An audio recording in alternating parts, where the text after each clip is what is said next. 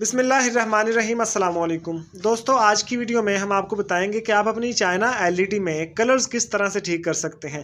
یعنی کہ اگر کسی چینل پر کلر خراب ہو گیا ہے تو اس کو ریموٹ کی مدد سے آپ کس طرح سے بالکل درست کر سکتے ہیں۔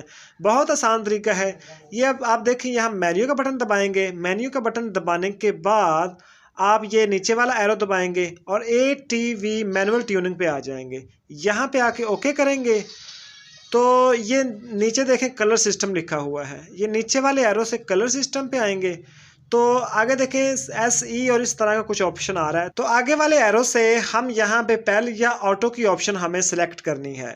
یہ ایک دفعہ دبایا تو یہ کلرز کچھ اس طرح سے ہو گئے۔ دوسری دفعہ دبایا تو یہ آٹو آپشن آ گئی اور اب آپ دیکھ سکتے ہیں کہ کلرز ہمارے بالکل ٹھیک ہو چکے ہیں۔ تو یہ سمپل سا طریقہ کار تھا کسی چینل کے کلرز کو ٹھیک کرنے کا یا کسی LED کے کلرز کو ٹھیک کرنے کا۔ امید ہے آپ لوگوں کو ویڈیو پسند آئی ہوگی۔ بہت شکریہ۔